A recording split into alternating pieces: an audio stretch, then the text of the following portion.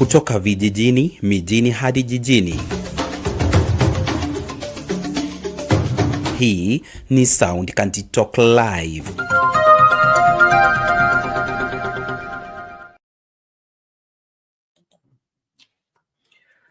Good day, ladies and gentlemen. Thank you so much for making time to join us. This is Sound Kanti Talk Open Forum Political Discussion Show.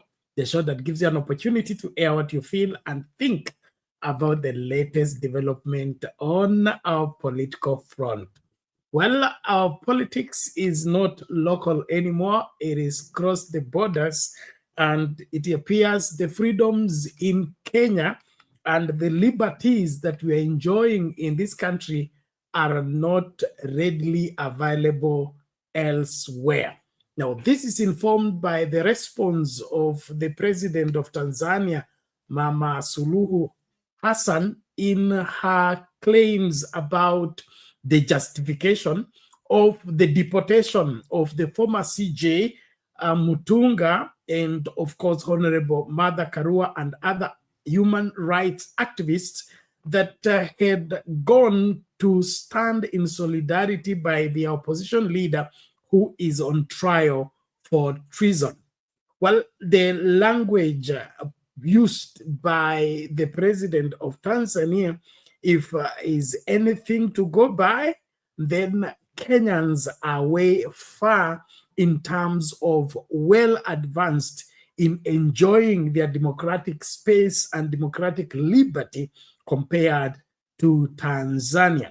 Well, we will be looking extensively on those assertions and then, of course, getting the undertones behind those wordings by President Suluhu on whether we are East African citizens or we are Kenyan citizens and have no business with what goes on in Tanzania. And if that is the case, then what is the purpose of the East African community? And of course, where is the importance and the mustness of us having to have an East African anthem and having to be, relating as brothers, sharing a passport? There is something that is not adding up here.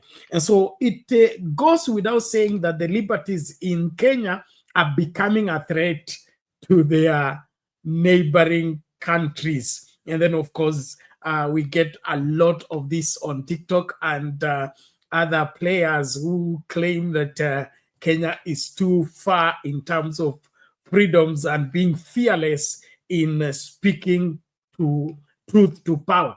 Now, all this, we will be looking at it and, of course, breaking it down in proper perspective so that we all understand when we cross the boundary when it comes to activism and then, of course, in solidarity with those that appear to be oppressed.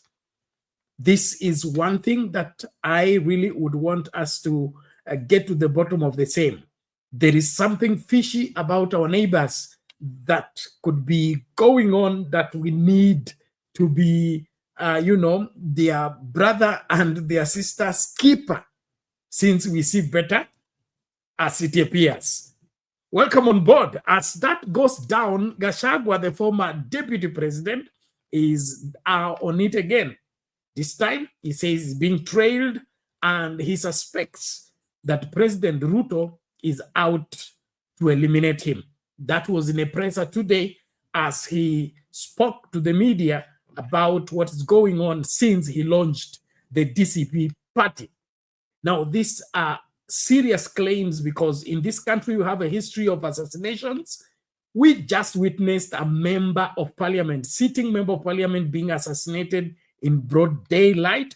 And so such claims cannot be taken lightly anymore, especially when it touches to the powers that be. We are yet to come to terms with the abductions and disappearance of people in this country, especially under the William Ruto administration. And so when those claims are coming up, I know there are those who would want to brush them off, but I don't think we have any reason to brush them off everything must be looked at keenly, and we come to a conclusion that is safe and good for everyone. While that is going on, today we were woken up by the news of the raid to the Trans Nzoia governor, Natembeya. And Natembeya has been strong in criticizing this administration. And now it looks like the troubles and the feathers he's been ruffling against this administration have now reverted, or rather arrived at his doorstep. And that resulted into chaos, both in Nairobi and Kitale. The people of their governor want their governor free and not to be persecuted. Is this political persecution or it's fight against corruption?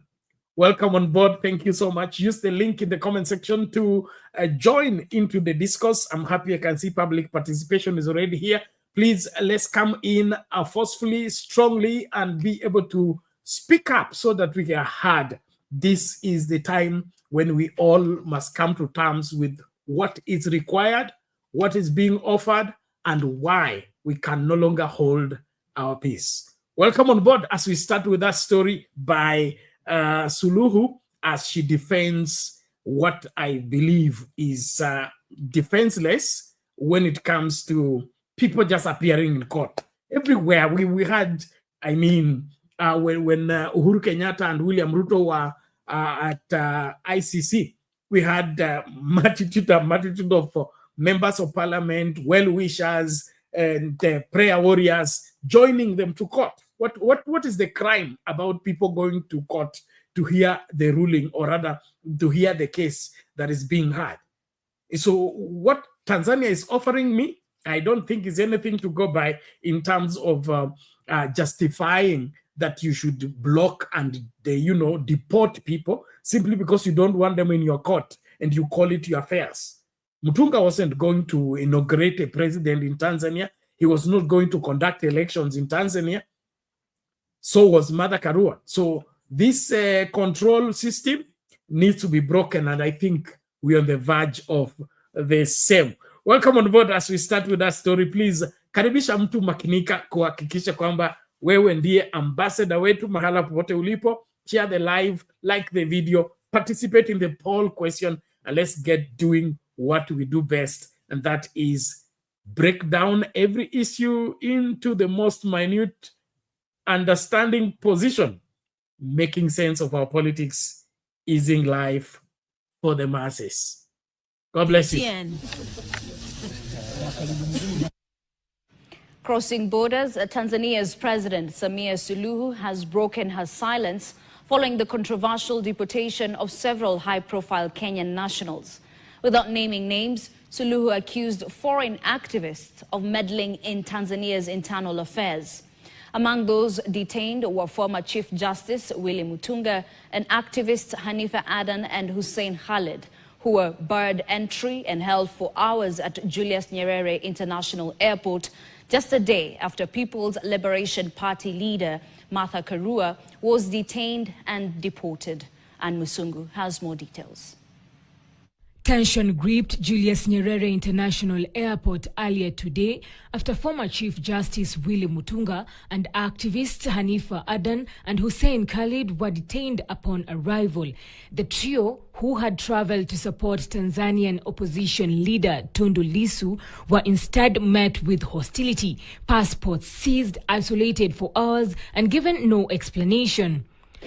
What we are going to do is to seek legal advice to sue the government of Tanzania. Because this kind of thing of detaining people and you don't tell why, and they were in the East African community, it's not right.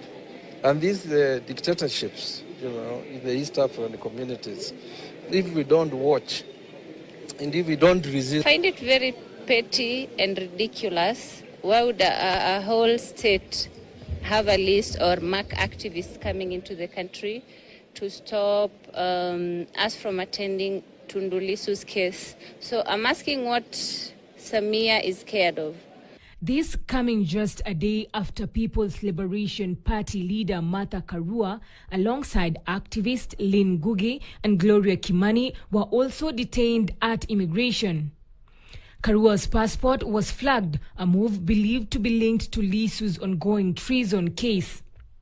After 6 hours in custody, she was deported, sparking outrage across the region's human rights circles. We were detained for no offense, for merely seeking to go and stand in solidarity and to observe the trial of Tundu Lissu. Identify yourselves! Identify yourselves!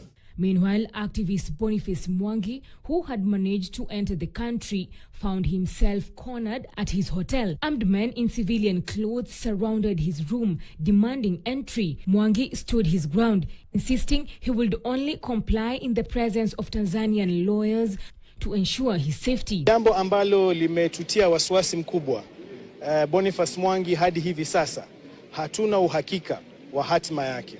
Tunajua jana usiku walijaribu kumkamata, walienda paka kwenye chumba chake, na leo hii habari zilizoko ni kwamba wanamshikilia kwa mashtaka kinyume na wanasema section 45 ya Immigration Act. As international pressure mounted, Tanzanian President Samia Suluhu broke her silence. In a firm address, she made it clear foreign activists will not be allowed to interfere in Tanzania's internal affairs.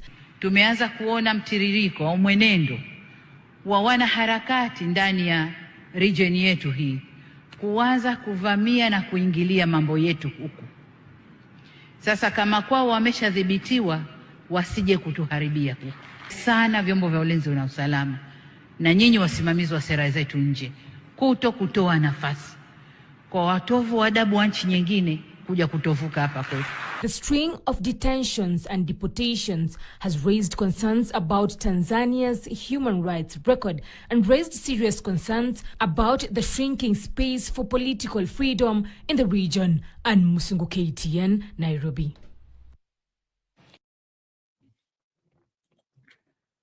Mambo kama hayo, Suluhu anasema tusipeleke utovu wa nidhamu wa kwetu kwake Tanzania. Now, this is something that we all as a people need to watch closely. And I think as Kenyans, we need to be more grateful, especially for those that were pioneers of the struggle for the political space and the political freedoms that we are enjoying in this great country.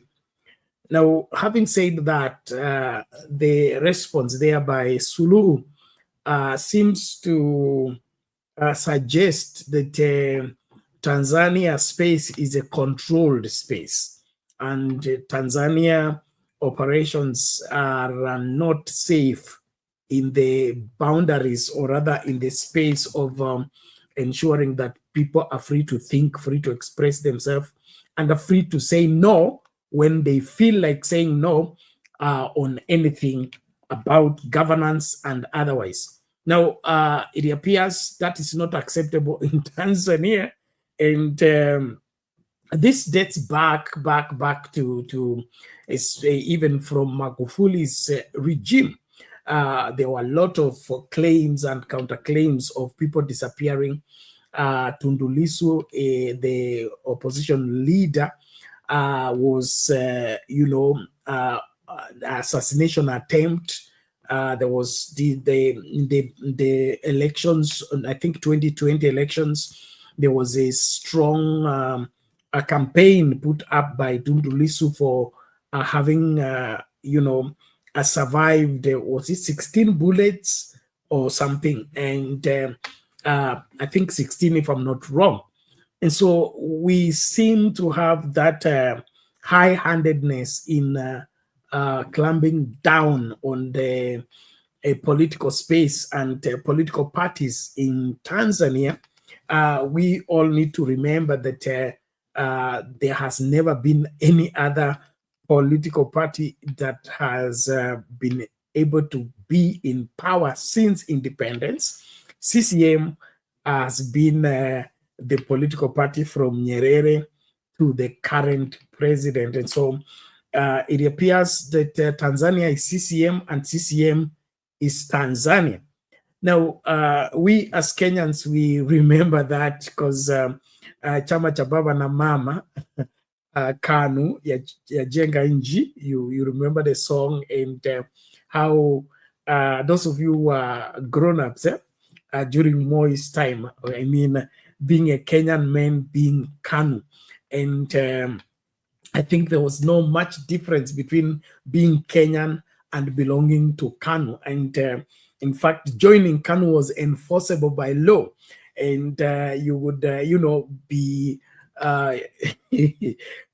arrested or something, or detained for not having KANU card, or for not contributing towards KANU party, and all manner of things that the political space in the country was limited in such a way that you are either KANU, and when you join KANU, you have to sing KANU, you have to dance KANU, you have to sleep KANU, wake up KANU.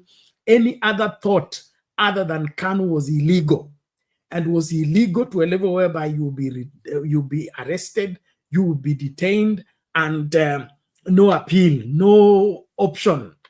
And so it appears CCM is KANU and KANU is CCM.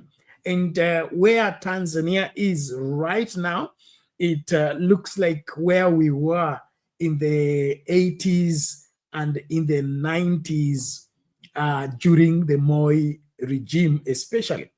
And so as we look into this, is there any justification on why at this time and age, when we are in the information age, when we are, the world has become a global village because of the internet, would anybody in their right sense be thinking of regulating information or controlling by regulating information?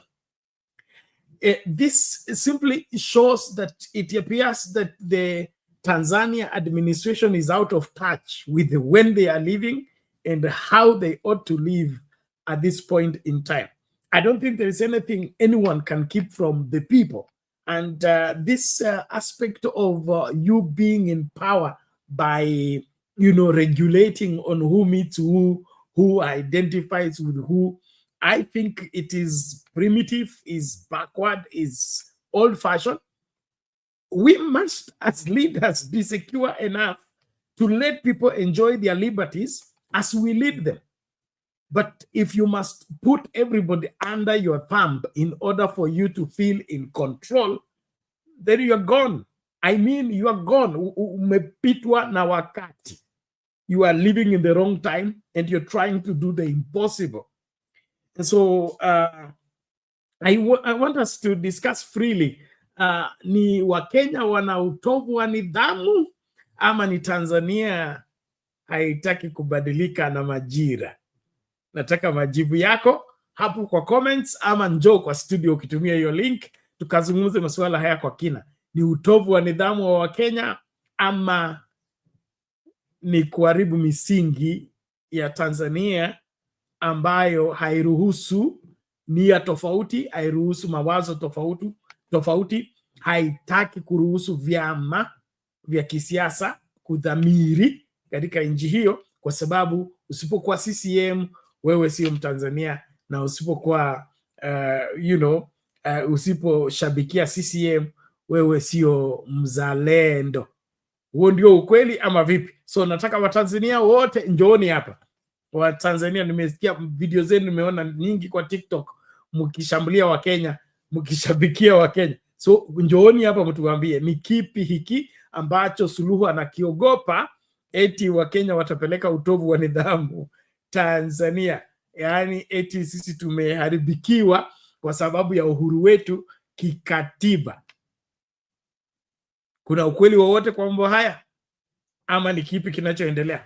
Tumia hiyo link kuja studio, stema ya kwako. Wale mnatufuata TikTok, naamini mnatupata kwa njia iliyo safi. Weka comment yako hapo, tutaweza kuisoma. And then nataka hizo likes tafadhali zipande. And then kuna swali swali la ambalo tunaliuliza kwa poll question katika YouTube, that is Sound Candy Talk and Sound Candy Talk live YouTube channels. Do you believe Rigathi Gachagua's claim that President Ruto wants to eliminate him? Do you believe Rigathi Gachagua's claim that President Ruto wants to eliminate him? So far, 15 people have already cast their vote. 93% they say yes, the tension is real. And then only 7% say maybe, but needs investigation. So 93% wanasema ni kweli yale ambayo Rigathi Gachagua anasema. 7% wanasema hayo masuala yanahitaji kufanyiwa uchunguzi. Wewe unaonaje? Piga kura yako, na kabla upige kura naomba tafadhali patia video a thumbs up, then share with somebody, remind somebody the show is on.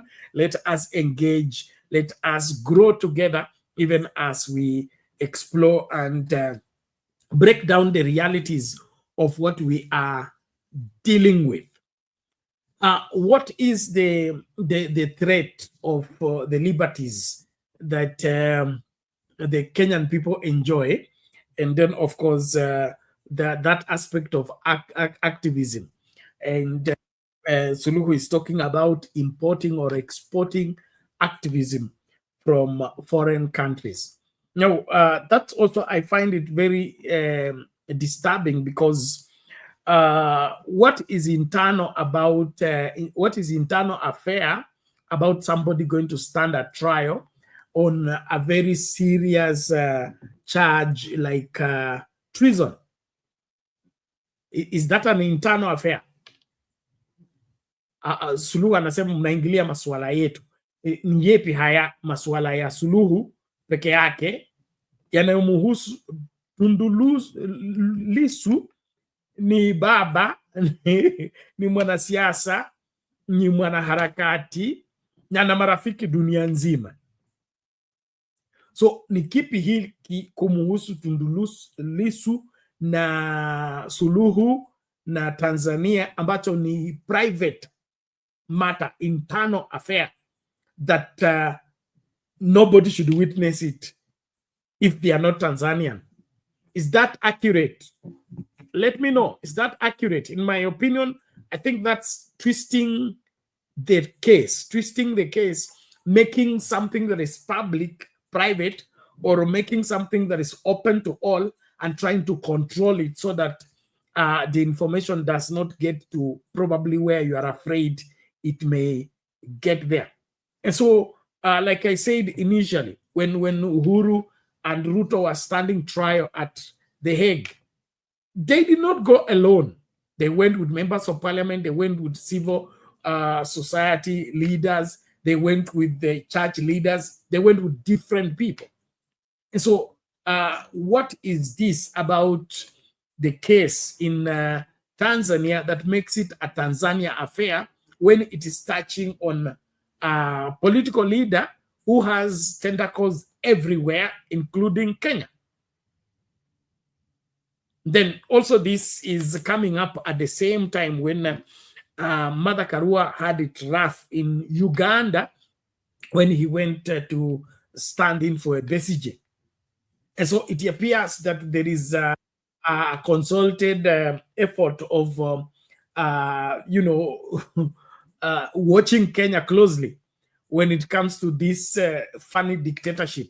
And it appears Uganda and Tanzania want to export the dictatorship to Kenya by clamping down on our liberties, which I don't think they have capacity to succeed. And so, as the leaders in this manenos, msimamo wetu ni upi? Hebu kwa comments hapo nione bile mambo yanakwenda. Nani huyu msimamo hodi huku? Karibu. Kuna Luke Nzio, critical thinker. Okay, thank you. Let's William Adilo, siku nyingi, karibu. Simba Omar said sijambo, karibu. Tuni, our PS, vipi huko? Karibu. Where are we? Thank you, everyone. And so nataka kuona maoni yenu, mnasema vipi? Esther Stoll, good evening. Now, can we get talking? Let's get talking. And those who are coming in the studio, the link is already in the comment section. Tafadhali wai mapema. Usingoje dakika ya mwisho ndio unasema unataka show delay kwa sababu hujasema maoni yako. Saa hii tumefungua floor, tunataka kusikia yale unayosema. Hili suala la Suluhu na Wakenya mpaka anafungia sasa hivi, inasemekana Boniface Mwangi amekamatwa akiwa hotelini na vyombo vya usalama vya Tanzania, na harakati wanasema hawajui haliko wala hali yake. So what is this about the freedoms in Tanzania? Do we have liberty in Tanzania? Do we have free political space in Tanzania? Or Tanzania is different from Kenya by reason of controlling their politics and controlling their governance space more closely than we are doing in Kenya? I would want to learn from you where you stand. In my opinion, if there is anything that Suluhu should be afraid of, is what she's doing. Yeah, that's what she's doing. If she would have let this thing work out just as it was programmed to work out, it will not be an issue right now. We'll not be discussing it right now. And this is a lesson that I would want everybody to remember, especially those of you in places of authority. There are things that are better handled by ensuring that those liberties are safeguarded. The Tanzanian people should have their freedom. Controlling them delays the maturity of the democracy and of course, the expansion of the freedoms. And so this mark timing and postponing to allow the political space to be free, that's what makes CCM a cripple. That CCM can only work when it doesn't have a strong opposition. That CCM can only win when they have paralyzed the opposition. That CCM can only be strong when it has weakened other political parties. That's wrong. That's not the whole essence of multi-party democracy. Multi-party democracy is political parties, competing for mandate from the people so that they execute whatever it is that they are required to execute. And so whatever that is chasing Suluhu and the team will finally catch up with them if they don't take their time. And so in my opinion, they should have let Tundu Lissu attend if he has any case, because it looks like there is a cover-up here that the world should not see how ridiculous the case could be. And probably that's why they are locking out other observers and they want it to be handled privately. If it was privately, then he would have made it himself anyway. Take it to the barracks and let the man be tried in the barracks, and probably that will be a controlled environment. But in my opinion, whatever Suluhu is trying to do is what is going to eliminate. That's what is going to affect her, and of course affect CCM badly, simply because they are running scared when nobody is chasing. The Bible says the wicked run when nobody's chasing them, but the righteous are as bold as a lion. I don't see any political party in Tanzania that will be threatening Suluhu or threatening CCM. And so whatever act and behavior that they are demonstrating shows clearly that they don't even understand the upper hand they are enjoying and the free space that they are enjoying in terms of being the majority party and the well-established and well-spread party. And so the way they are behaving is like they are at par with Chadema and other political parties. When you assess these two political, political institutions or political parties, they are not on the same scale. So what is this that is scaring Suluhu and her people in terms of not letting the country grow democratically by securing the rights and the liberties of the people.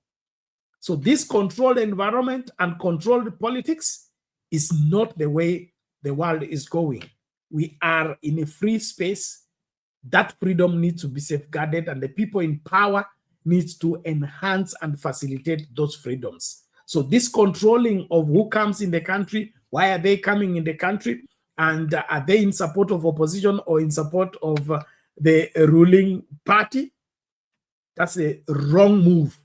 I can put it across to you, Madam Suluhu. Kama unataka kudhamiri na kufanikiwa kama kiongozi wa nchi inaitwa Tanzania, basi wakati umefika ufungue uhuru wa Watanzania wakaseme yale ambao wanayafikiria. Na kuna makosa watu kuandamana, hakuna makosa, hakuna kuvunja sheria kokote, watu kuwa na akili zao, kuwaza vile wanavyotaka na waseme vile wanavyosema.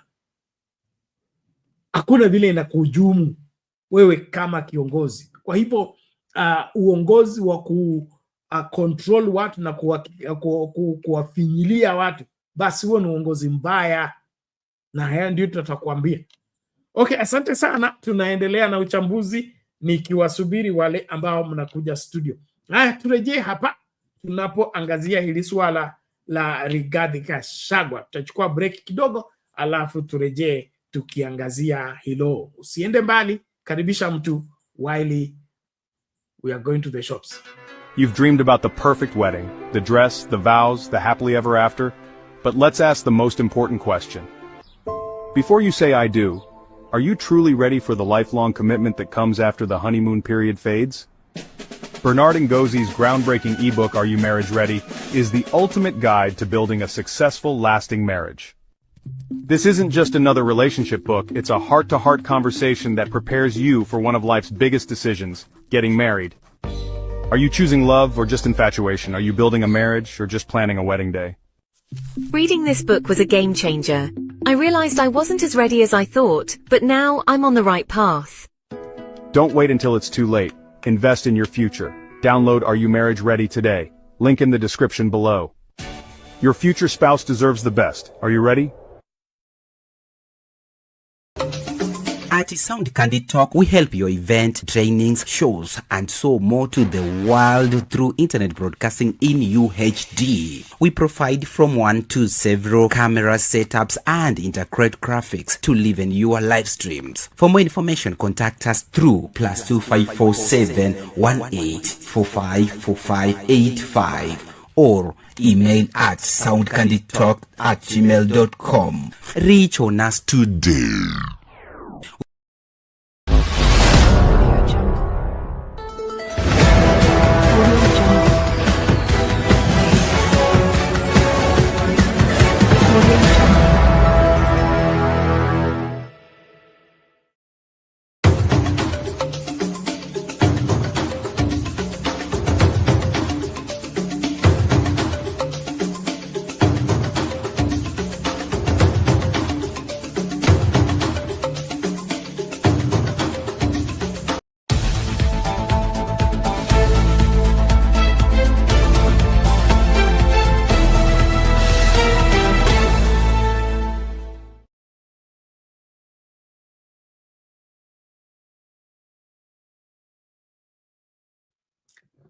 Welcome back, ladies and gentlemen. Thank you so much for staying tuned. This is Sound Candid Talk. Karibisha mtu tumakinike pamoja, tuangalie hili swala ambalo Rigathi Gachagua anadai kwamba maisha yake yako hatarini na anayetafuta kumngatua ni William Ruto. Wewe unaonaje mambo haya? Let's start with that story right now. People will be arrested because we must maintain law and order. Now moving on, former Deputy President Rigathi Gachagua has made explosive claims accusing President William Ruto of orchestrating a plot to eliminate him. Addressing the press from his current residence, Gachagua alleged that state agents planned to poison him during a church service, even deploying masked officers to monitor his activities. Gachagua further claims the government is dismantling his security detail, leaving him exposed. Vera Mora with the chilling allegations. Accompanied by his close allies, former Deputy President and DCP party leader Rigathi Gachagua came out guns blazing, claiming that while attending a church service in Gatanga on Sunday, he received intelligence reports that the goons were working on orders. President William Ruto had ordered that I be dealt with once and for all. And since the goons sponsored by the state on several occasions had failed, police and other state security agencies had to come in. The former DP sensationally claimed that police and other state security agencies plotted to harm him by poisoning him during a church service. After about 30 minutes, the killer squad was joined by their counterparts who are highly trained in the use of biological weapons. Their instructions were to poison me through inhaled chemicals that would paralyze my brain within 3 months. This was the intent and the purpose of the whole operation. He described the alleged hit squad as masked and hooded, violating police regulations, a move he believed was meant to shield their identity as they carried out a sinister plot. Gachagua further accused the Kenya Kwanza administration of deliberately weakening his security detail, leaving him exposed. We have credible information that President Ruto has directed that my private security personnel be disarmed and be targeted for withdrawal of their licenses so that they can leave me vulnerable to allow room for goons to attack and possibly eliminate me.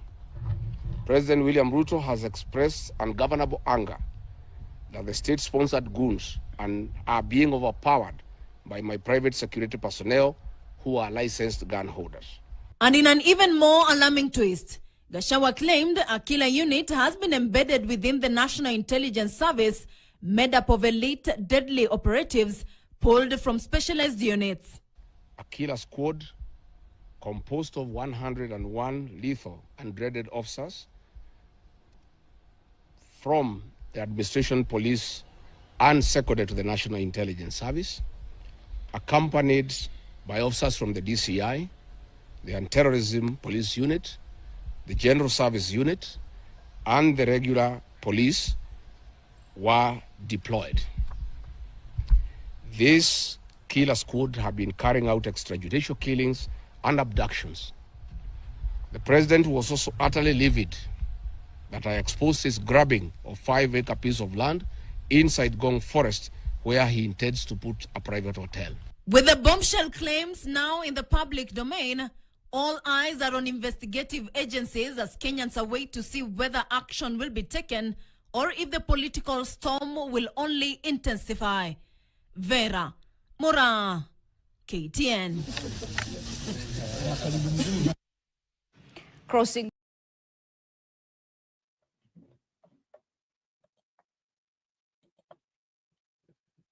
mambo kama hayo, madai ya former deputy president Rigathi Gachagua akisema maisha yake yamo hatarini. Now, those claims are very explosive as expressed, and calls for Kenyans to begin to think seriously. I am not a supporter of Rigathi Gachagua and his political moves, but every Kenyan is Kenyan by right, and the Constitution guarantees the safety and the freedoms that we have constitutionally in carrying whatever political opinion we may have. And as long as that political opinion and that political ideology is not in any way endangering any life or any class of people, it is free to thrive in the Kenyan space. And so this politics of elimination and politics of assassinations are not things that belong to this time and age, number one. And then number two, have been with us for too long, We have lost gallant sons and daughters of this great country to this limited, narrow thinking political eliminations decisions. What is it that is an issue that warrants somebody taking another person's life for political reasons? I mean, politics is just a way of thinking and a way of understanding life that could be different from the way you see what I'm saying and what you see, what you want to say, what you want to see. And so my being different from you or thinking different from you doesn't make me an enemy, and I don't think that endangers your life. So what is this about our politics that is so demanding to a level whereby you want to eliminate somebody for political reasons? What is this? Public service is supposed to be for the interest of the public, and public service is supposed to be for the advancement of the country.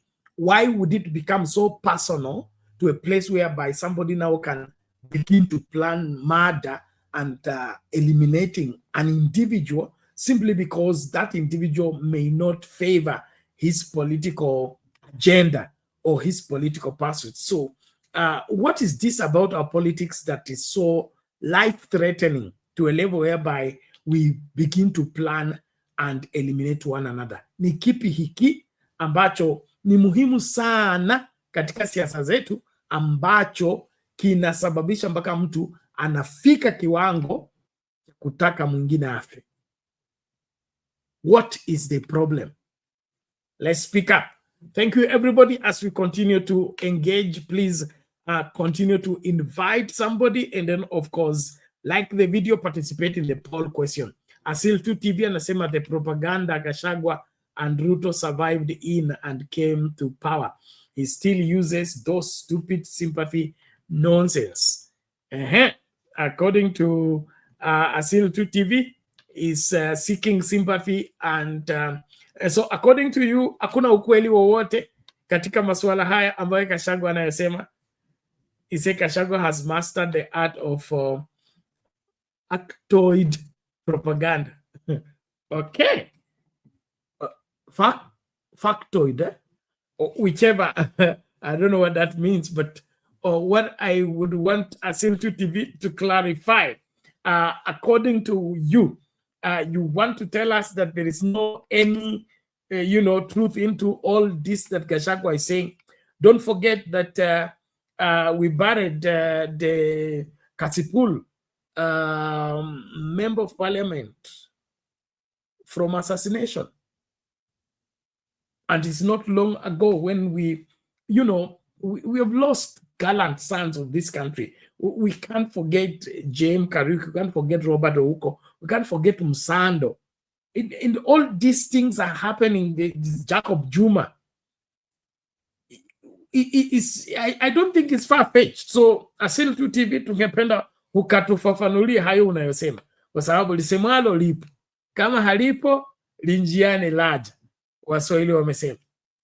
Na kukaribisha kila mahali ulipo, tafadhali makinika kupiga kura yako, kulike video na kuparticipate kwa show. Simba Omar Said, Kenya tumepotea, watu wanaotafutwa Mathare pia washatangaza kuwania urais. Marefu haya watu wanaofua wanaotafutwa Mathare. Omar Said, wewe hebu kuja polepole. Kuja polepole tutaelewanwa. Now I'm still asking that question. I'm still asking that question. What is this about our politics that is so important and so, life-giving that you would want to kill somebody to get in power or to stay in power? Ni kipi hiki kuhusu siasa zetu ni cha muhimu sana kushinda maisha ya mtu? Ati wewe kuwa rais ama kuwa governor wewe kuwa member of parliament, wewe kuwa women rep ama senator, ni la muhimu sana mpaka kinafika kiwango ambacho unaomba mtu afe ama unapanga mtu afe. Is public service by force? Is being in power by force? I thought public service is voluntary, and to voluntary on the grounds that whatever service you want to offer will be accepted. So I can't be president by force and I can't be governor by force, especially if the people don't want me. There are relationships that are very hard to sustain. And those are relations like where you are not wanted and you're forcing yourself there. And so what is this about our politics that is so bad and so, strong that somebody would want to eliminate another to retain or sustain themselves in office? Is this not going overboard? Is this not being greedy, wicked, and, crossing the line? Must people die for you to be in power? Must people be eliminated for you to continue ruling? Let's think. Let's speak up. Let's reason together. And then, of course, Gachagua gives a lot of accounts, and of course, most of what he claims have not been verified, and so we cannot speak of surety of what he is saying because we haven't confirmed. But when a matter is mentioned once, twice, thrice, then that begins to be a serious matter. The Bible says where there are 2 or 3 witnesses, a matter is settled. Remember, Gachagua claimed he was to be eliminated in Kisumu, and many claims have come up. Swali langu ni moja tu. Mbona tufike kiwango ambacho tunadai mtu afe ili tuendelee kuwa kwa madaraka? Tulifikia wapi? Tulifika hapa vipi? Tulifika hapa vipi? Yani eti maisha ya mwanadamu, maisha ya mwenzako sio muhimu kuliko uwezo wako na kutaka kuwa rais ama kutaka kuwa gavana, kutaka kuwa senator. Tulifika hapa vipi? What happened to the sacredness of life? What happened to the sanctity of life? What happened to letting go? Especially if people don't want me, why should I force myself to them? Well, let's engage. Thank you as you continue to join. I'm waiting for you, especially wale mnakuja studio. Kina Jakindu Bay, sijui mko wapi. Masaa ndio haya yanaendelea kukatika dakika 8 baada ya saa 7 asubuhi masaa Afrika Mashariki. Kwa wote ambao mnajiunga nasi, makinika. Ikifika hapo saa 8 mimi nitakuwa na piach na ngatuka. Kwa hivyo nakusubiri uje useme yale unayoyasema. So ili swala la Rigathi Gachagua kwangu mimi tusichukulie mzaa. Asil tu TV anasema anatafuta sympathy. Sioni kama ni swala la sympathy. Hapa kuna kitu. Kumbuka Salasi amekuwa ndani, ameachiliwa leo. Gari lake lilipigwa risasi mingi, gurudumu zote zikapasuka ili akamatwe. Sababu za kukamatwa bado tunasubiri. So kuna kitu kimeenda mrama. Na then I think there is an unconfirmed story about the priest who hosted Gachagua being dead. I don't know. Somebody, I would want that to be confirmed as well. I just saw that clip, I think ilikuwa na NTV. So ningependa mtu a confirm hiyo story. So hii imefika mahala ambapo lazima tuue mtu ndio tuwe rais, kuwe mtu ndio tuwe governor, tuwe mtu ndio tuwe senator. Hii inatoka wapi? Kwa nini? Ulazima uko wapi wa wewe kuwa rais ama wewe kuwa kiongozi? Must people die? Must people be endangered to retain power? We can't get political power cleanly. Must we go dirty? Must we go bad? let me know. Okay. Asil2 TV anasema 2027 kitakachofanyika kifanyike. Killing him now serves no purpose. Okay, it serves no purpose. I think ni kuropokwa, kumwaga mtama penye kuku wengi. Hayo anayosema mengi, si wengi wa Kenya wanamwamini kwa sababu alikuwa mwandani wa William Ruto na alikuwa ndani ya urais na ndani ya serikali. So anayosema kwamba Ruto kanunua sijui bank wapi, hiyo bank ndio imepewa miradi na kuhifadhi pesa zote. Mambo mengi tu ambayo yanafanyika na affordable housing na nini. Hizo anayomwaga, hayo ndio naona inaweza kuwa sababu ya kunyamazisha, kwa sababu anaongea sana na anatoboa mambo mengi ambayo serikali ingependa ama William Ruto angependa yaendelee kuwa gizani na kuwa ya siri. So eliminating him would be cutting down on the exposure that could be taking place. Ama wewe unaonaje? Douglas anasema don't support Gachagua, he's insulted us at 2007. We're not supporting Gachagua, and I'm not a fan of Gachagua, but we have seen too many people go in this country in such circumstances, which in my opinion, it is behooves us as Kenyans to speak up. It's important that we speak up. And if there is anything, I don't want the politics of killing one another. We want the politics of us competing on our brains, competing on the policies and the agenda we are offering the country.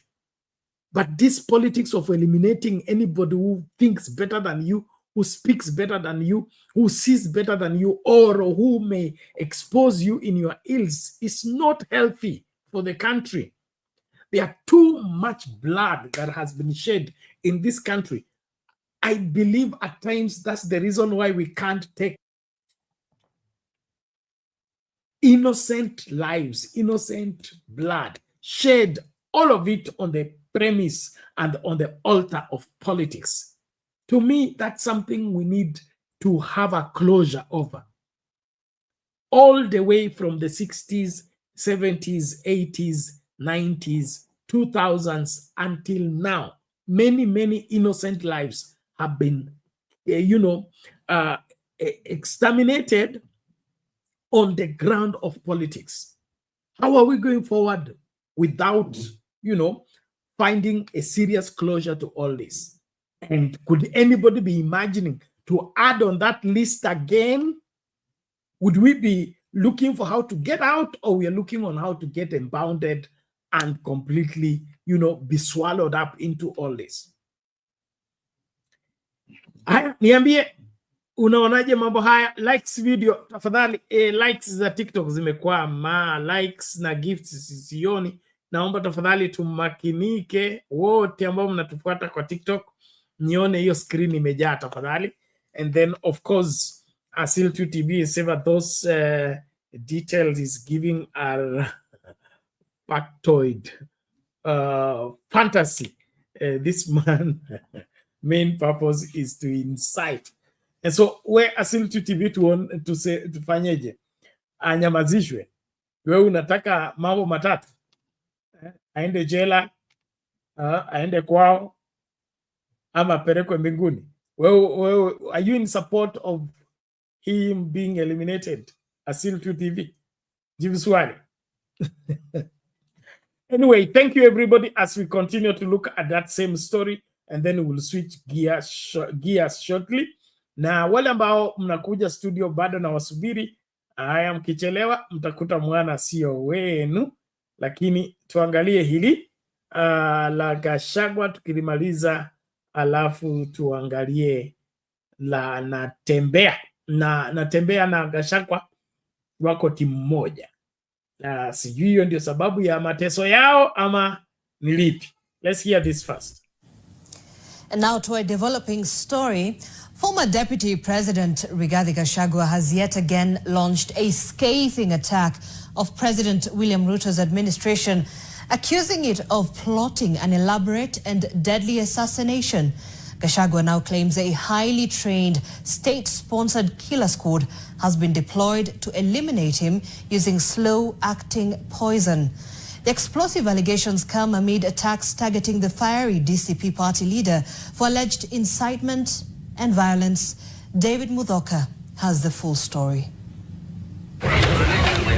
Amid sustained attacks for fanning the flames of political violence in the wake of fiery and controversial pronouncements, former Deputy President Rigathi Gachagua has upped the ante by firing back at the state. Welcome, are you ready? Gachagua has issued yet another chilling accusation in Kenya's recent political history, claiming the state has orchestrated a plan to assassinate him, drawing from a Sunday incident in Murang'a. While attending a church service in Katanga constituency, yesterday, Sunday, the 18th May 2025, I received intelligence reports that President William Ruto had ordered that I be dealt with once and for all. And since the goons sponsored by the state on several occasions had failed, police and other state security agencies had to come in. Gachagua claims, but without proof, that the plot was sophisticated. A silent killer was to be deployed in plain sight. The killer squad was joined by their counterparts who are highly trained in the use of biological weapons. Their instructions were to poison me through inhaled chemicals that would paralyze my brain within 3 months. This was the intent and the purpose of the whole operation. My team and I sought alternative routes as guided by the deployed security personnel, majority of whom are our supporters and opposed to what is going on. The former DP claims the decision to eliminate him was sanctioned at the highest levels of power with full awareness of top security bosses. This squad was armed to the teeth and hooded and with masks to conceal their identity because of the heinous acts they wanted to commit on us. This is despite that there are existing guidelines from the High Court that officers should be in uniform and not conceal their identity. On whether he has raised the matter with the relevant authorities, Gachagua says that the official response has been dismissive and he no longer trusts state institutions. Report to who? These are the same people who want to kill me. How do you report to the people who are planning to poison your mind so that the brain can be paralyzed and then you become a vegetable? I cannot report. And I wrote to the Inspector General of Police and the Director of Criminal Investigations. Instead of answering the issues I addressed, told me to report to the next police station.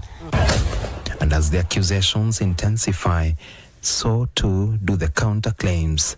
Gachagua has dismissed the reports that he is harboring illegal arms, stating he is a fully licensed firearm holder. My supporters and I will not be cowed or intimidated by the use of the criminal justice system to manage politics. They know all my homes, and I'm here. They know my Wamanyoro home. They don't need to lay me on the road.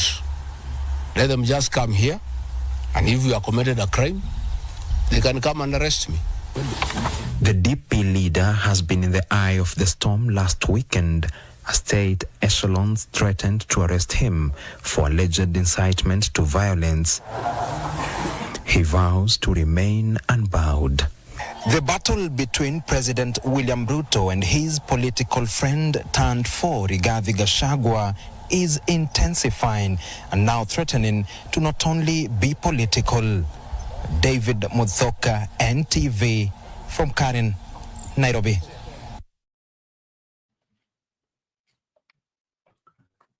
Okay, there you have it, another angle of the story of Rigathi Gachagua and the authorities that he claims are out to eliminate him. We are asking you on the poll question.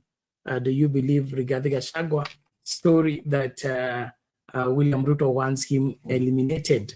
Let me just check how far we have gone with the voting. 24 people have cast their vote already.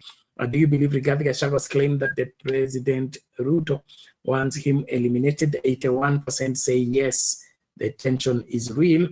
And 15% they are saying no, it is political drama. And then, of course, 4% they are saying maybe it needs investigation. What is your take on this? Is there any truth into what he is claiming? And if there is, how serious is the matter? In my opinion, we should not take anything lightly, but eventually the truth will come out. We'll know who is who. But no Kenyan needs to lose their life for political reasons. No Kenyan life needs to be lost because of people staying in power, people getting into power. We need to clean up our politics and to allow the competition to be between our values and our stance and our visions, not who have you eliminated so that you don't have opposition or you don't have resistance, you don't have a competitor. We can't continue like this. The Bible says fighting among ourselves, we may end up eating each other. This aspect of elimination is not acceptable. We should not advocate for it, no matter what. Okay, Simba Omar Said anasema Peter Salasya ataka kuwa rais 2027. Iko kiti cha urais kimekosa heshima. Kimekosa heshima nini? Basi swali hilo, ninyi mtaki Peter Salasya akuwe rais? Amejitokeza tayari akajitangaza kwamba anawania urais. Tumpe tusimpe? Naambie. Unaonaje mambo haya? Asante lakini. Okay, thank you. Asile TV anasema Gachagua way is the way Hitler came to power. By being popular and doing populist politics. So it is like Gachagua is endearing himself to the people. So rather he's pulling the carpet from underneath William Ruto's feet and leave him with nobody. Haya, maoni yako hayo. Lakini nashukuru kila moja. Naomba tumakinike. Moja kwa moja tuende Kitale, tuangalie haya masuala ya Natembeya, alafu hayo ya Salasya. Let's start with them. We begin with a dramatic showdown which ensued in Kitale as the anti-graft operation targeting Trans Nzoia Governor George Natembeya descended into chaos. Tear gas, roadblocks and running battles characterized the day as Natembeya's supporters clashed with police, vowing to block his arrest in a 1.4 billion shillings corruption probe. The Ethics and Anti-Corruption Commission says it has unearthed critical evidence of embezzlement, irregular tenders and kickbacks tied to key county projects. But political leaders are calling it persecution, as Laban Shaban reports. On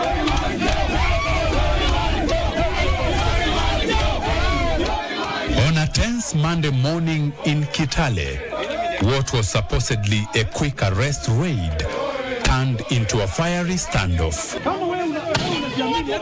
Trans Nzoia Governor George Natembeya, who was not at his Milimani home during the search, is under scrutiny by detectives over the alleged embezzlement of county billions, but his supporters were ready to push back.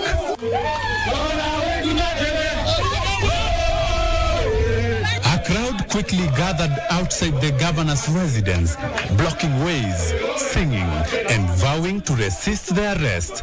At first, the police held back, watching helplessly.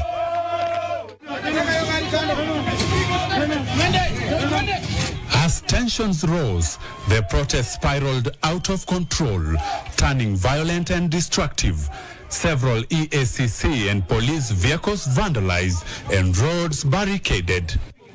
With detectives trapped and the crowd growing more aggressive, police responded with tear gas, turning to disperse the furious mob and rescue the cornered EACC officers. But the resistance only escalated. Protesters surged to block both sides of the road leading to the home, then took their anger to the Kitale-Eldoret highway, paralyzing movement and gripping the town in turmoil.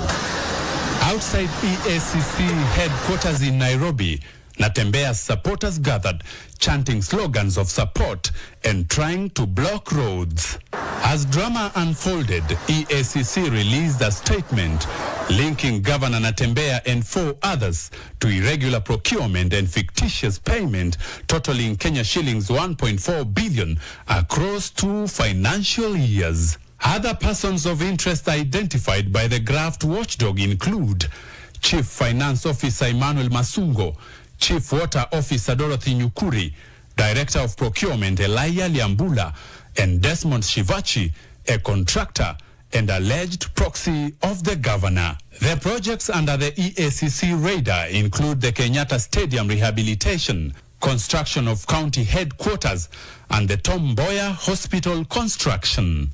But regional leaders and supporters of the governor are reading more into his troubles. Hamutatoa Governor na George Natembeya, mutashangaa. Trans Nzoia yote itasimama. And we are not saying kwa sababu tunaongea. If these are voices that William Ruto and his government wants to silence through intimidation, we want to say to William Ruto, we will not be intimidated.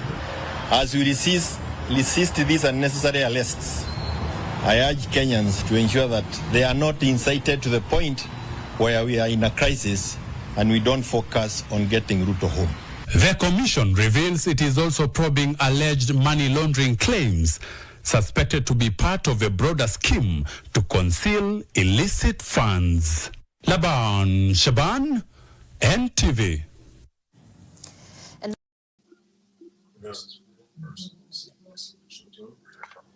Haya, mabibi na mabwana, mambo ni kama hayo.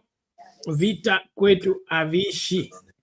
Nchi yetu hii, mambo na vijimambo yapo kwa wingi. So is this war against graft or it's witch hunt? What's happening? Let's hear what you feel about the whole situation, even as we combine all of that from Suluhu to Gachagua and now Natembeya, na tutamalizia Peter Salasia. Mami, habari ya leo? Salama Penat. Karibu. Unanisikia? Yes, ushafika. Nishafika, niko job. So, Penat, mambo ya Suluhu kwanza. Nilikuwa nafikiria East Africa tuko kitu moja, na kutipotiwa kulingana na vile Martha Karua alikuwa anasema ndege yake ilikuwa ni ya the following day at 3, lakini akasema ajui nani alilipa return ticket. Nikaona pia Mutunga amesuiwa, na kama ile maneno President ya Tanzania amesema ya kwamba Tanzania si Kenya, muende mukue kwanza na Ruto. So I don't know why even Penat ya kwanza tulikuwa East Africa. Inatufaidi nini? Najua Kenya watu wengi wamekuwa kati ya Uganda na Tanzania. Kenya has been a great country, hata value ya pesa kila kitu tumeikuwa juu. Lakini kwa sababu tunarichusiwa mpaka karibu tunafanana na hiyo watu, mine is sioni mambo ni China tu, kwa sababu tunaitwa East Africa for what? mwananchi ya kawaida anafaitika nini? Nao huyu mama ama hao viongozi wanataka kuzuia mambo ya opposition. At least Kenya na Tanzania walikuwa wanabadilisha president every 5 years. But chama ya Tanzania ni moja. Lakini sasa kulingana na vile iko mambo ni ngumu penalty. So Museveni ndio huyo amesimama, Samia ndio huyo amesimama, Kakame ndio huyo amesimama, South Sudan ndio hiyo inaharibika. And by the way, ni wananchi ya hizo nchi ndio tuko na shida. Because we follow the leaders wale wanakuja kutunyanyasa. Hiyo ni moja. Hiyo ni ya Sulu nimewachia hapo ya kwamba niliona waliruhusu Maraka. Sasa sijui kama yeye alienda kama observer ama ilifanyika nini. Alafu wamemweka nafikiria hii ya Tanzania kumekuwa na pressure kutoka nje. So wacha tuone vile itaenda. Nikikuja ya Gachagua, Bena tuliongea jana na nimeona watu wengi kutoka Eldoret, nimeona kina Kimani Ngonjiri, nimeona watu wengi sana. Jana wewe ulikuwa unatuambia Gachagua hakusema kitu. Lakini kulingana na wasea wa Kikuyu niliona waliongea Eldoret, Nakuru, wanasema alisema Christmas ya 2027 itasiti ile ilikuwa ya 207. Na wenyewe wameambia Gachagua wakati tulipikwa ama tuliumia hatukukuona, you were nowhere to be seen. Na wanaomba amani. Wanaomba hawa ndio wako kwa watu na wanaomba viongozi wao. Nikasikia mara ya kwanza na unakumbuka Ngonjiri alilia ya kwamba hata yeye ni kama anaanza chama akiambia Gachagua mkisema mambo ya Central mjue sisi wengine hatuko Central. So kulingana na yale matamushi Gachagua alisema Bernard ilikuwa ni ukweli na si kutisha. Na mimi jana nikakuuliza what is the difference kwa election ya 2027?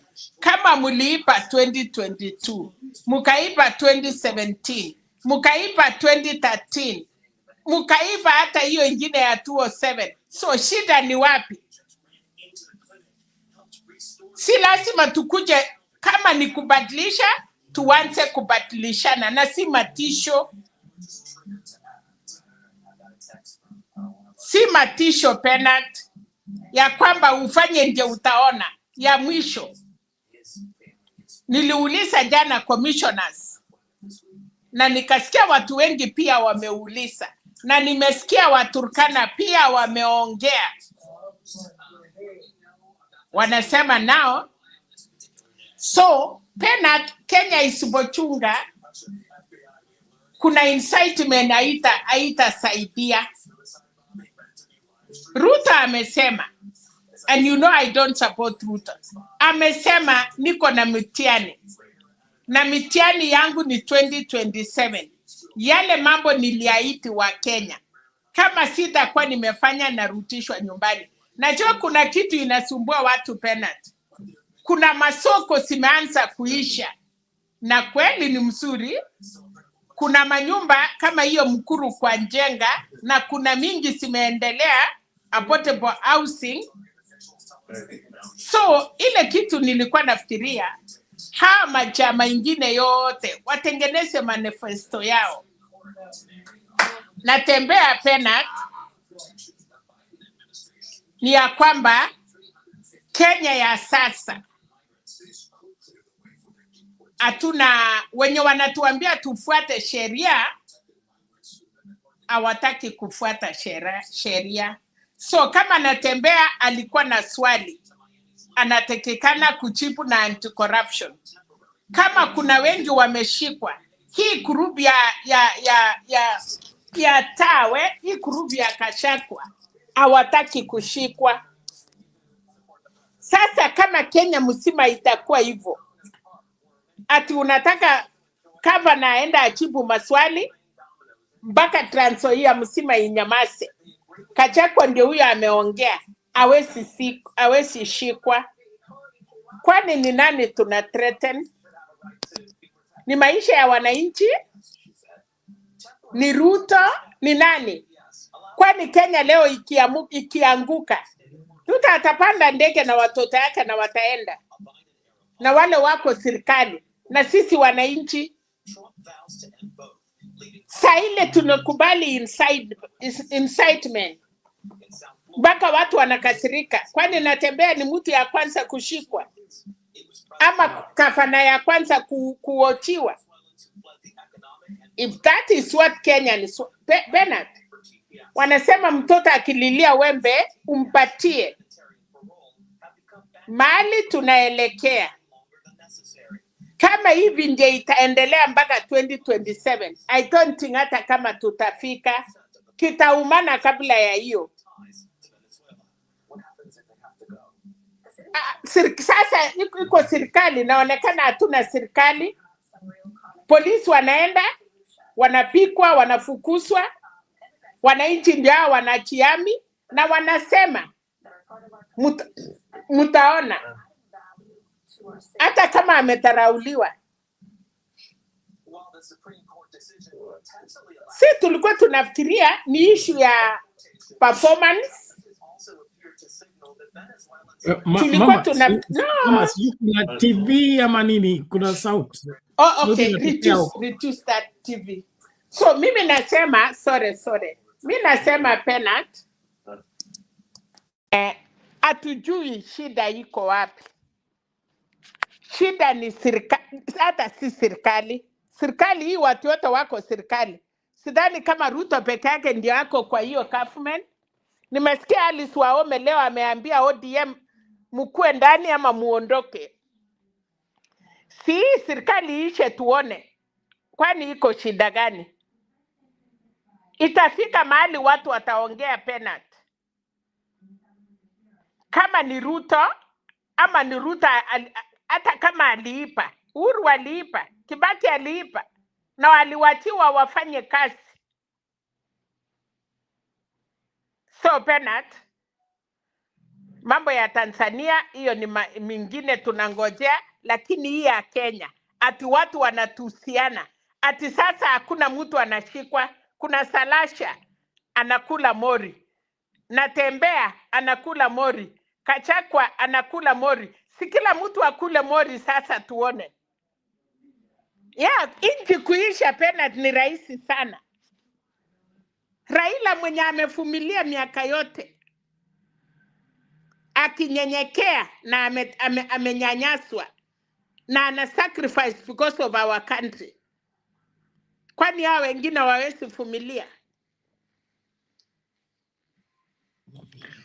So mama, wewe unataka tuvumilie kuibiwa? Kuiba nini? Wewe umesema kura ziliibwa,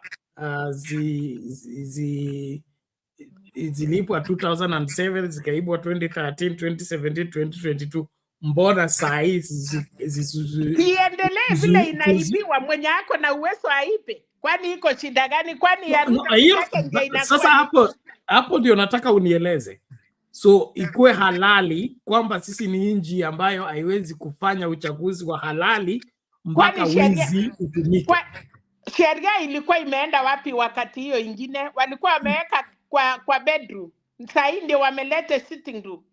No, mimi nataka uongee kwanza kama mama, na haya unayosema nataka pia ukumbuki kwamba wajukuu wako wanasikia, dada zako wanasikia, watoto wako wanasikia. Kwamba kwa sababu kwa sababu Kibaki aliiba, Uhuru akaiba, Ruto aibe, na yule anayekuja pia aibe, kwa sababu wizi sasa imekubalika Kenya. Na ndio nauliza wewe, wakati Kibaki aliiba, tulifanya nini kusimamisha? What did we do?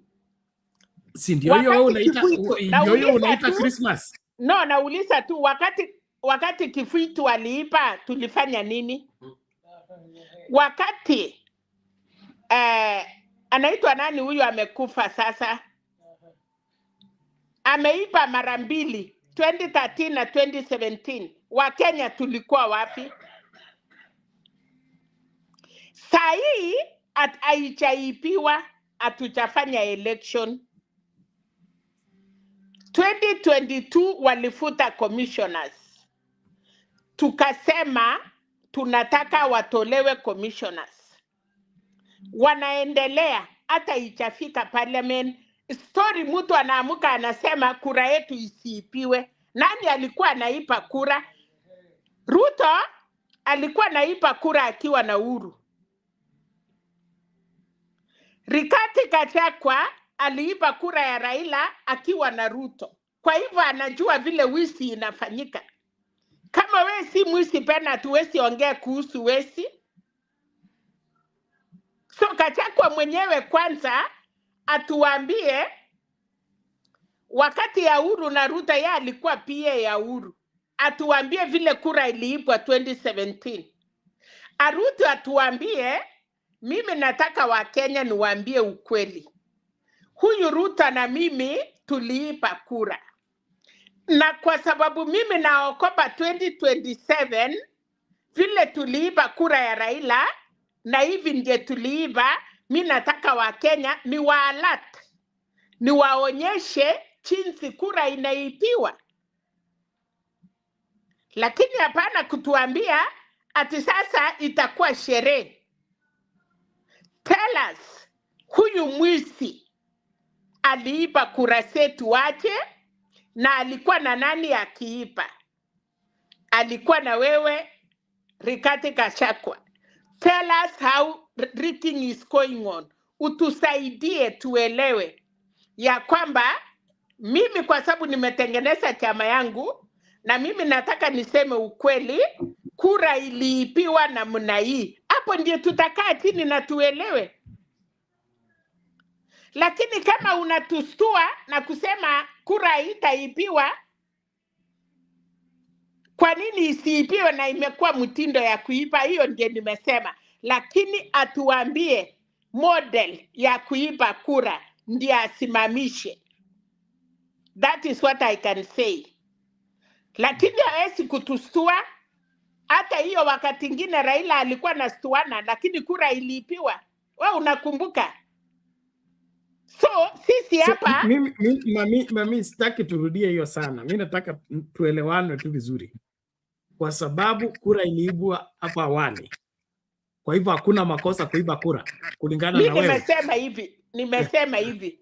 Mwenye aliiba kura 2022 ni deputy president na president ya Kenya, na deputy sasa anatuambia kura haiwezi ipiwa. Atueleze wanaipanga aje. Unajua boma yako Bernard, kama umefunga ng'ombe na uko na boma moja, mlango moja, gate moja, wewe sasa unajua ng'ombe niliingiza na hii boma. Sasa tunataka Gachagua atuambie hiyo gate ingine ya kuiba kura ni gani.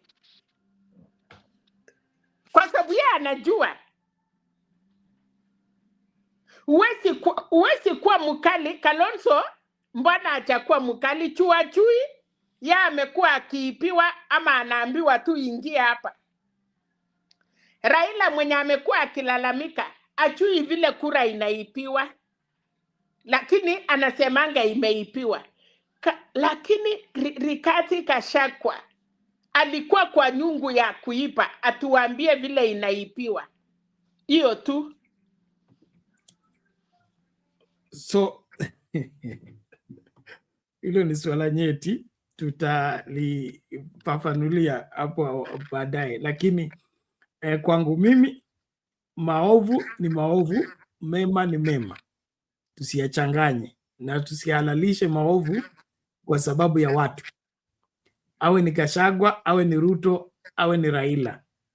Akifanya yale ambayo hayafai tuseme haya hayafai. Aswa kwa kizazi kizima, kwa sababu watoto wakijifunza kutoka kwetu kwamba kuiba ni halali na ni sawa, basi hapa ndio sasa tunafikia ambako jana ama juzi kumekuwa story ya kijana amkatakata baba yake, amfunga kwa blanketi, amwasha moto.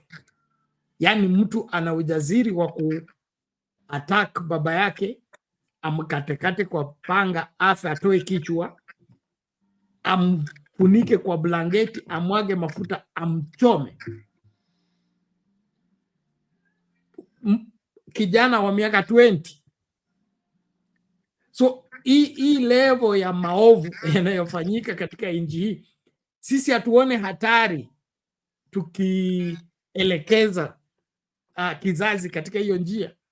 Lakini na yote Penat, kutokana na nini? Na sisi wale wewe ambao ukiendelea, wewe Penat ukiendelea. Yes. Ni Ruto amesema nitaipa kura ama ni Gachagua amesema kura itaipiwa? Nani amesema? Ni Ruto amesema nitaipa. Swala la kuiba kura alijaanza na Ruto wala Gachagua. Tukiangalia hitu maswala hapa saa hii, I mean in the current situation, aliyezungumza masuala ya kuiba kura alikuwa Cherargei na Sudi. Sudi alisema kwani Ruto atakuwa one term wakiwa wapi? Hata wakati Kibaki hakuwa amepata kura za kutosha na anatafuta second term, si alifanya ukarabati mpaka akaingia. Tena itakuwa kuaje ati Ruto akuwe one term? Sudi akasema tutaongeza zile ambazo hazitoshi mpaka asifike za kuhakikisha kwamba Ruto ako na second term. So hawa wawili wakiongea, si hao ndio wandani wa William Ruto? Sasa shida iko wapi? Wamesema na kuelezea, hawajaenda msituni, wamesema vizuri. Wamesema first term Kibaki alichaguliwa, akasema ya pili alifanya ukarabati, akaingia State House. Haya, ikakuja Uhuru, wakafanya ukarabati, wakaenda State House. Akasema Ruto 10, Uhuru 10. Ukarabati ya Ruto ni uchungu ama ukarabati ni ukarabati? Hivyo ndiye nauliza. Ukarabati wowote katika uchaguzi haufai. Na mbona watu wakuongea? Na hapana, wacha kusema mbona watu hawakuongea. Watu waliongea, watu walikufa. Na ikafanyika nini? Mbona tunasahau haraka hivi? Yes, ilifanya ndio. Ikafanyika nini? Unamaanisha nini? Waliambiwa nini?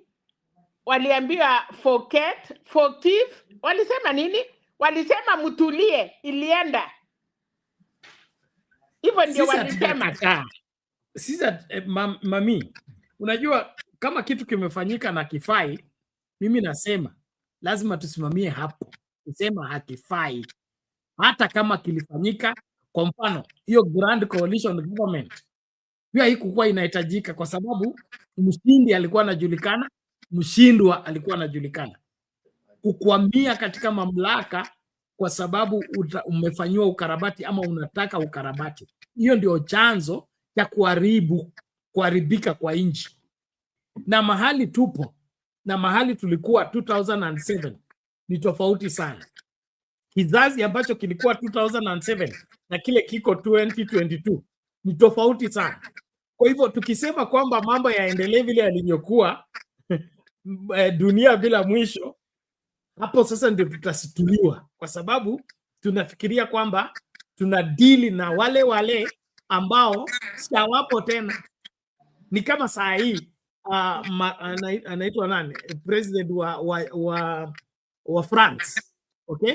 Yeye alikuwa amekaa pretty, akasema yeye vile amecontrol mambo yote West Africa, hivyo ndivyo itakuwa, hakuna mtu atamtisha, hakuna vile nini. Lakini saa hii mabadiliko yameanza kusukumika.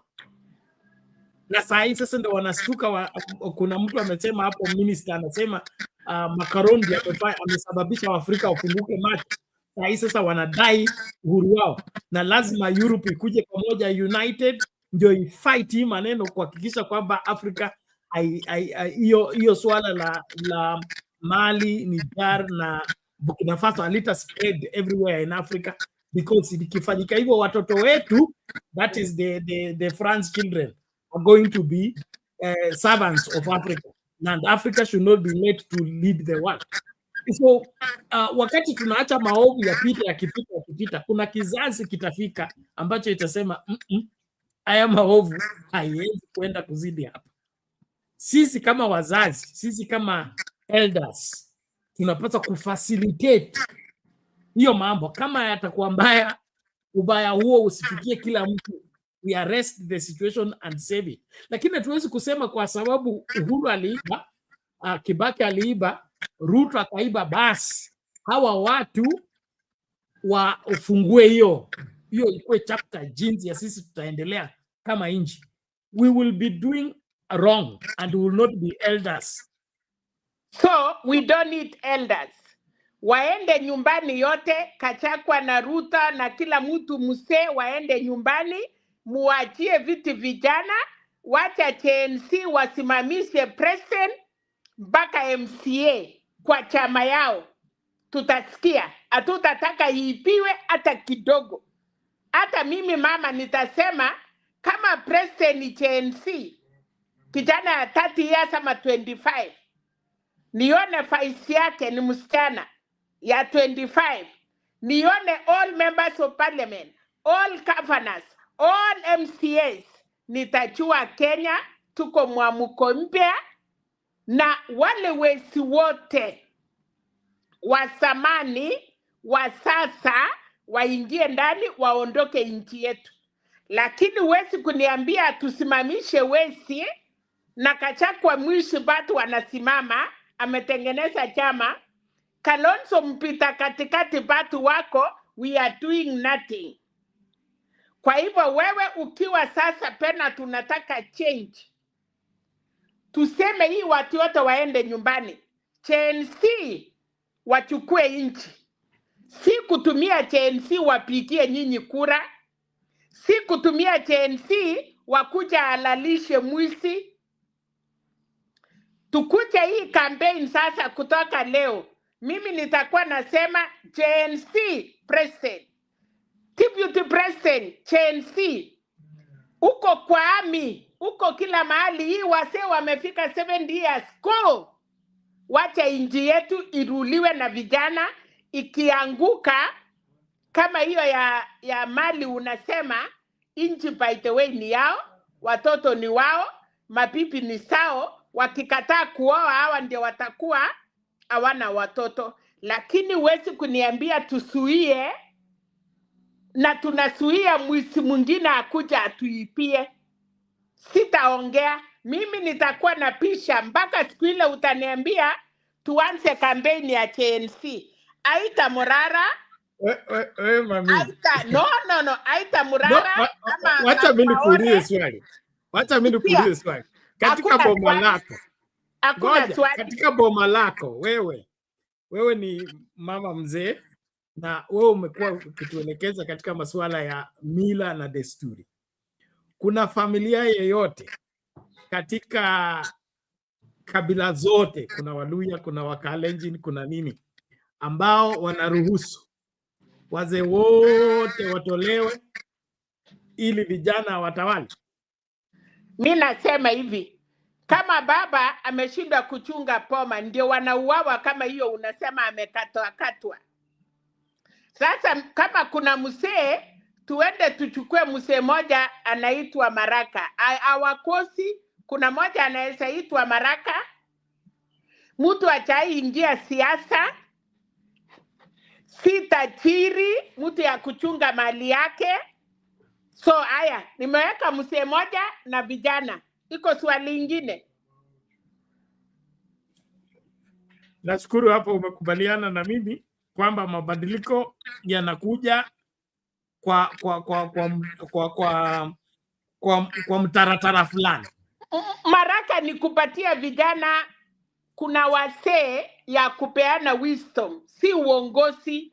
Kuna mzee kwetu wa Kalenjin, wacha sasa nikwambie, vijana wakienda vita, hakuna wasee wanachanganywa kuingia vita na vijana. Wasee wanaambiwa, wasee kabisa wanaambiwa kaa nyumbani. Wasee wale wa katikati wanaambiwa sasa mtaenda chukua maoni kwa ile wasee kabisa, mkuje kwa ile wasee ya katikati. Alafu sasa vijana ndio wanaenda vita. Sijaiona mahali wasee na vijana wanaenda vita, labda kwa Waluya. Lakini kila mwaka ama kila siku, kama kuna kitu ya kutetea jamii, na si ile vijana wameoa, wale wataenda kukimbia kuona pipi, ni wale wanaitwa morani, ndio wanaenda vita. Sasa Kenya, vita yetu saa hii ni ya vijana wachukue nchi. Wasee yote nyumbani. Wacha Maraka atupatie wisdom. Atuambie vijana, leo wakora wanatokea pande hii laleni hivi.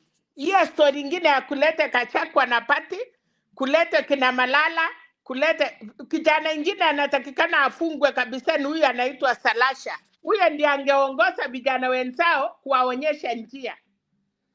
So mimi kutoka leo, vita yangu ni wasee yote nyumbani. Wote wesi wote nyumbani. Kasongo tamu moja, wasee wote tamu moja. Inji ni ya vijana.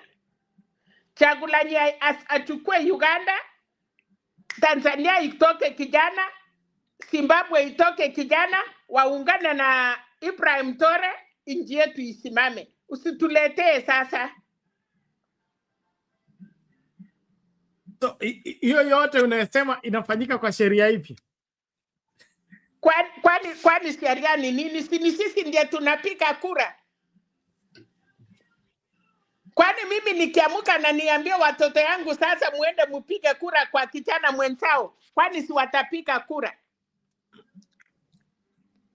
Okay, mimi sipingi na sipingi mtu yeyote kusimama katika uchaguzi. Bora tu Wakenya wapewe uhuru wa kuchagua.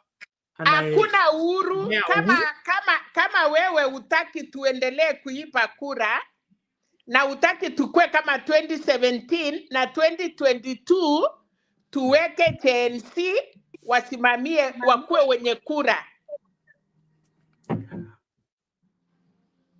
Unajua ni kinyume cha sheria kuzuia mtu kusimama katika kura wakati ako qualified.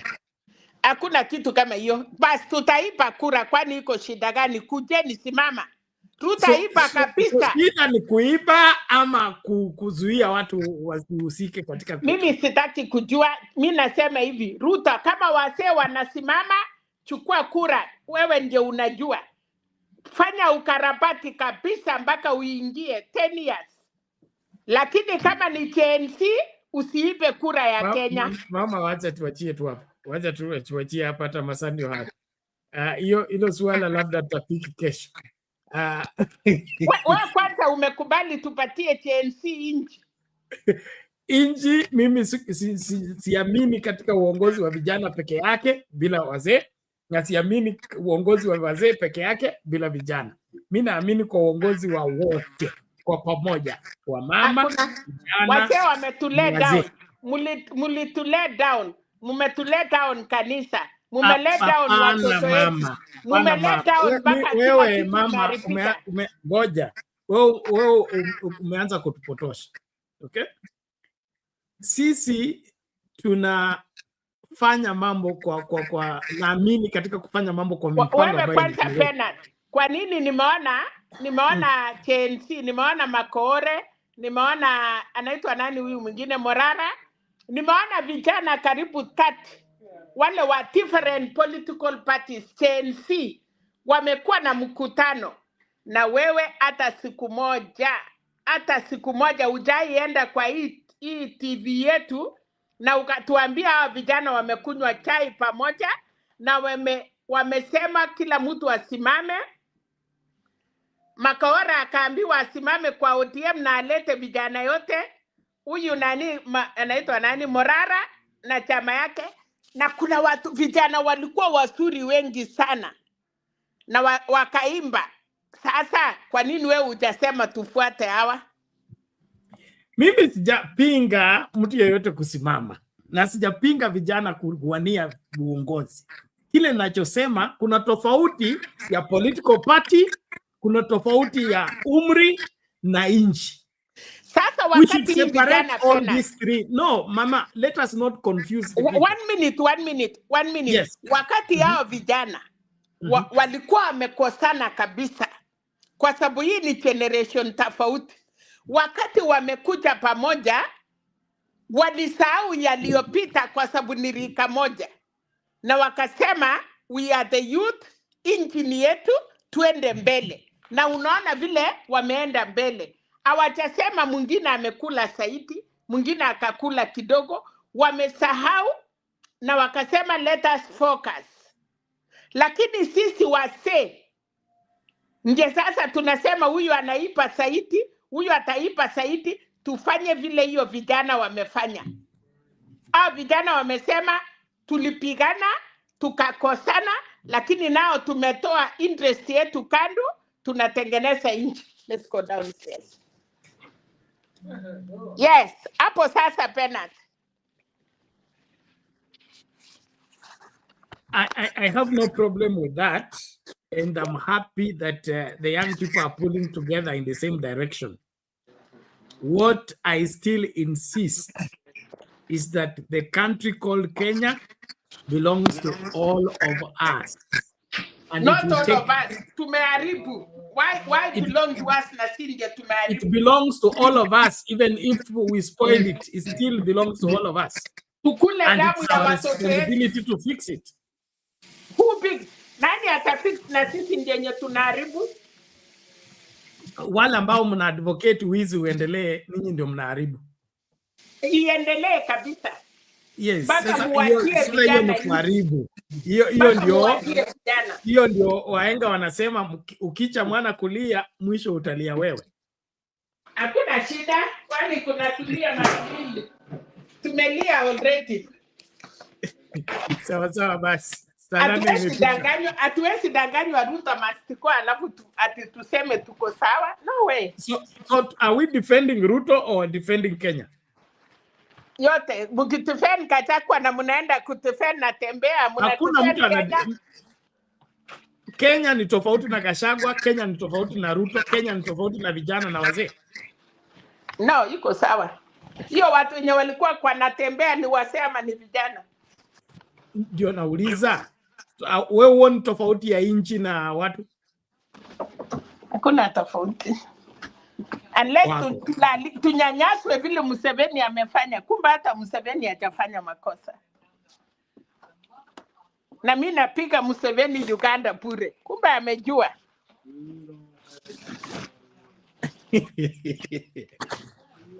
That is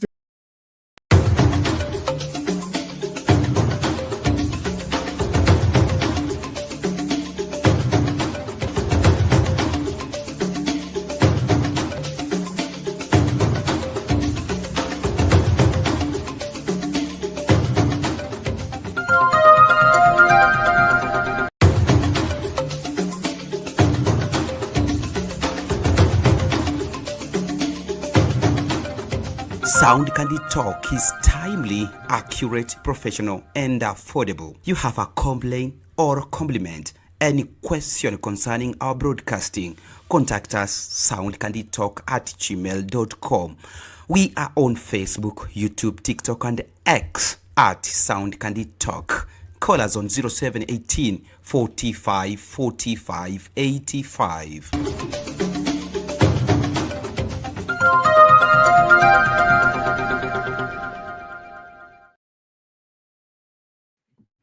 Ladies and gentlemen, we want to appreciate every one of you who has been part and parcel of this great conversation. I trust you have learned one or two things.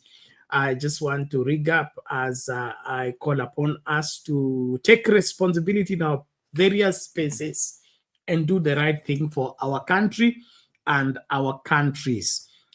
We spoke extensively about Suluhu, and then, of course, the Gachagua claims about his assassination attempts and then the Natembeya issue. But what is standing out here is that we as a people, we must have a rethink and be able to align properly with constitutional provision and as well as safeguarding the rights and the freedoms that our constitution makes available for each and every one of us as a people.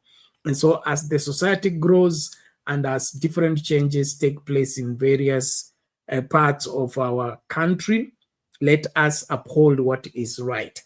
I have no problem with Natembeya being arrested, Salasia being arrested, or even Gachagua being arrested. And whoever it is that has gone against the law being arrested. But let it be done in order and let it be done for right reasons. But using the arresting forces for intimidation and political witch hunt, that is unconstitutional, is uncalled for, and it ought not to take place. And governors are public figures who are in public office. And if there is a matter that is being raised about them, these raids, in my opinion, are just creating drama over nothing. Because, for example, there is the former governor, Oparanya, has been at the anti-corruption headquarters several times, being summoned. He appears and answers to the question, then is let go. So what is this about raiding and breaking into people's house in the name of arresting somebody, if it's not drama that we want to play? And so I really would want this country to be governed systematically and within the framework of the law. But the twistedness and the excesses that are being done, especially in the name of government and in the name of fighting corruption, to me is just drama and is not helping the situation. If anything, it is making things to get bad and worse with every passing day. And so all the people in authority and all the people with the assignment to enforce whatever it is that they wish to enforce, let it be done within the proper framework. Stop the drama, stop the inciting the people, stop provoking the people. Let's do what is right. Somebody has broken the law, let him be arrested rightly, or let him be summoned. If he's running away, then a warrant of arrest should be issued. But this breaking in people's houses and demanding that you've been sent to check, it is not within the framework of the Constitution, and it is causing disorder. So this law and order needs to be more practiced by the government itself than demanding it from Kenyans. In the final part, I want to appreciate all of you that are supporting the channel. Please, let's keep supporting the channel, and also remind us that we are still responsible for Frank, and we need many of you to come forth and support our young man to be able to put his life together and be able to stand on his own. So tafadhali nawaomba tunapofungasha kwamba kumbuka kuna bills za kulipa. Hata hii nini tunatumia hii StreamYard isha expire, tunapaswa kuilipa for the next 30 days. Tusipolipa basi tutafungiwa, and we are already injury time. Will expire on the 16th. We are on the 20th. So if we don't pay the $50, basi utafika hapa utakuta mambo yamebadilika. So tunakuomba, kama hujatuma mchango wako, tuma mchango wako, na kama wale ambao tulijitolea kwamba tutasimama na Frank, tuache kurudi nyuma na tuache kuachilia ya mambo, kwa sababu ni yako juu ya mabeka yetu mpaka dakika ya mwisho. Kwa hivyo tusifikirie kwamba tukipuuza, tusipokumbuka yataenda tu. Nothing is going to go away. The bills will be there, and the support will be needed. So please, let's be faithful like we promised and keep that particular promise. In the meantime, we'll be picking up this conversation later on. It is getting late, so I would want us to just call it a day there. But kesho tutaendelea na masuala haya. Siasa zetu ni ile ile ambayo itakuwa navuta ni kuvute, lakini kufuata sheria, then kutumia sheria kutafuta wale wahalifu, wale wanaovunja sheria ni muhimu. And then of course, let's think about the country. Let's think about the future, not just right now and your next political move. What about the country? What about the children? What about the children's children? What kind of Kenya are we leaving behind? That should be a bother to any right-thinking person, especially if you are looking for public service. What kind of Kenya do you want to leave behind? The Kenya of thieves, the Kenya of robbers, the Kenya of violators of the Constitution, or you want a Kenya that is known for uprightness? Burkina Faso says the land of upright people. Where is our Burkina Faso in Kenya? The land of upright people. I leave that with you. Think about it. And let me know when you see me next. God bless you. Tukutane tutakapokutana.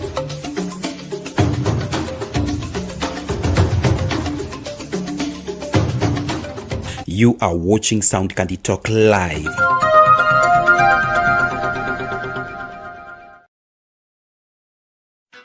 You've dreamed about the perfect wedding, the dress, the vows, the happily ever after, but let's ask the most important question. Before you say I do, are you truly ready for the lifelong commitment that comes after the honeymoon period fades? Bernard Ngozzi's groundbreaking ebook Are You Marriage Ready is the ultimate guide to building a successful, lasting marriage. This isn't just another relationship book, it's a heart-to-heart conversation that prepares you for one of life's biggest decisions, getting married. Are you choosing love or just infatuation? Are you building a marriage or just planning a wedding day? Reading this book was a game changer.